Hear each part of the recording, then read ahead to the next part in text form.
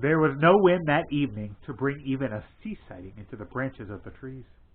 "Must we go any further?" asked Bilbo, when it was so dark that he could only just see Thorin's beard wagging beside him, and so quiet that he could hear the dwarves breathing like a loud noise.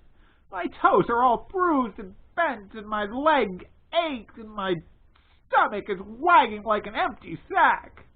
"A bit further," said Gandalf. After what seemed like ages further, they came suddenly into an opening where no trees grew. The moon was up and was shining into the clearing. Somehow it struck all of them as not at all a nice place, although there was nothing wrong to see. All of a sudden they heard a howl away down the hill. A long, shuddering howl. It was answered by another away to the right. "Oh!" and a good deal nearer to them. Then by another not far away to the left. It was wolves howling at the moon, wolves gathering together. There were no wolves living near Mr. Baggins's home, but he knew that noise. He had it described to him often enough in tales. One of his elder cousins, on the Took side, who had been a great traveler, used to imitate it to frighten him. To hear it out in the forest under the moon was too much for Bilbo. Even magic rings are not much use against wolves, especially against the evil packs that lived under the shadow of the goblin-infested mountains over the edge of the wild, on the borders of the unknown. Wolves of that sort smell keener than goblins, and do not need to see you to catch you. "What shall we do? What shall we do?" he cried. "Escaping goblins to be caught by wolves," he said, and it became a proverb, though we now say, out of the frying pan into the fire, in the same sort of uncomfortable situations. "Up the trees, quick!" cried Gandalf, and they ran into the trees at the edge of the glade, hunting for those that had branches fairly low, or were slender enough to swarm up. They found them as quickly as ever they could, you can guess, and up they went as high as ever they could trust the branches. You would have laughed from a safe distance if you had seen the dwarves sitting up in the trees with their beards dangling down, like old gentlemen John cracked and playing at being boys. Feely and Keely were at the top of a tall larch, like an enormous Christmas tree. Dori, Nori, Ori, Oin, and Gloin were more comfortable in a huge pine with regular branches sticking out at intervals, like spokes of a wheel. Bifer, Bofer, Bomber, and Thorin were in another. Dwalin and Balin had swarmed up a tall, slender fir with few branches, and were trying to find a place to sit in the greenery of the topmost boughs. Gandalf, who was a good bit taller than the others, had found a tree into which they could not climb, a large pine standing at the very edge of the glade. He was quite hidden in its boughs, but you could see his eyes gleaming in the moon as he peeped out. And Bilbo, he could not get into any tree, and was scuttling about from trunk to trunk, like a rabbit that has lost its hole and has a dog after it. "You've left the burglar behind again," said Nori to Dori, looking down. "I can't always be carrying burglars on my back," said Dori. "Down tunnels and up trees. What do you think I am, a porter?" "He'll be eaten." Pirate. "He'll be eaten if we don't do something," said Thorin. For there were howls all around them now, getting nearer and nearer. "Dori!" he called, for Dori was lowest down in the easiest tree. "Be quick and give Mr. Baggins a hand up." Dori was really a decent fellow, in spite of his grumbling. Poor Bilbo could not reach his hand even when he climbed down to the bottom branch and hung down his arm as far as he could. So Dori actually climbed out of the tree and let Bilbo scramble up and stand on his back. Just at that moment, the wolves crowded, howling, into the clearing. All of a sudden, there were hundreds of eyes looking at them. Still, Dori did not let Bilbo down. He waited till he had clambered off his shoulders into the branches, and then he jumped for the branches himself, only just in time. A wolf snapped at his cloak as he swung up and nearly got him. In a minute, there was a whole pack of them yelping all around the tree and leaping up at the trunk, with eyes blazing and tongues hanging out.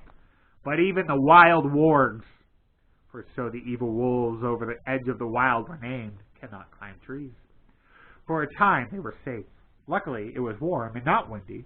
Trees are not very comfortable to sit in for a long time at any time. But in the cold and the wind, with the wolves all around below waiting for you, they can be perfectly miserable places. This glade in the ring of trees was evidently a meeting of the wolves. More and more kept coming in. They left guards at the foot of the tree in which Dory and Bilbo were, and then they went sniffing about till they had smelt out every tree and had anyone in it.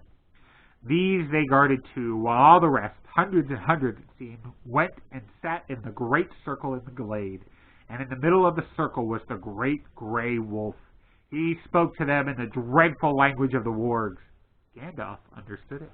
Bilbo did not, but it sounded terrible to him, and as if all their talk was about cruel and wicked things, as it was. Every now and then all the wargs in the circle would answer their grey chief all together, and their dreadful clamour almost made the Hobbit fall out of his pine tree. I will tell you what Gandalf heard, though Bilbo did not understand it. The wargs and the goblin often helped one another in wicked deeds. Goblins do not usually venture very far from their mountains, unless they are driven out and are looking for new homes, or are marching to war, which I am glad to say has not happened for a long while. But in those days they sometimes used to go on raids, especially to get food or slaves to work for them. Then they got the wargs to help and share the plunder with them. Sometimes they rode on wolves like men do on horses. Now, it seemed that a great goblin raid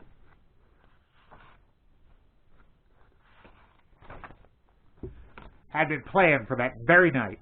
The wargs had come to meet the goblins, and the goblins were late. The reason, no doubt, was the death of the great goblin, and the excitement caused by the dwarves and Bilbo and the wizard, for whom they were probably still hunting. In spite of the dangers of this far land, bold men of late had been making their way back into it from the south, cutting down trees and building themselves places to live in it, among the more pleasant woods in the valleys and along the river shores.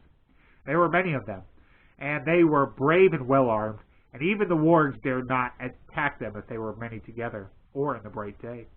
But now they had planned with goblins to help to come by night upon some of the villages nearest the mountains. If their plan had been carried out, there would have been none left there the next day. All would have been killed except the few goblins kept from the wolves and carried back as prisoners to their cave. This was dreadful talk to listen to, not only because of the brave woodmen and their wives and children, but also because of the danger which now threatened Gandalf and his friends. The wargs were angry and puzzled at finding them here in their very meeting place. They thought they were friends of the woodmen, and would come to spy on them, and would take their news of their plans down into the valleys, and then the goblins and the wolves would have to fight a terrible battle instead of capturing prisoners and devouring people awake suddenly from their sleep. So the wargs had no intention of going away and letting the people up the trees escape, at any rate not until morning. And long before that, they said, goblin soldiers would be coming down from the mountains, and goblins could climb trees or cut them down. Now you can understand why Gandalf, listening to their growling and yelping, began to be dreadfully afraid, wizard though he was, and to feel that they were in a very bad place, and had not yet escaped at all.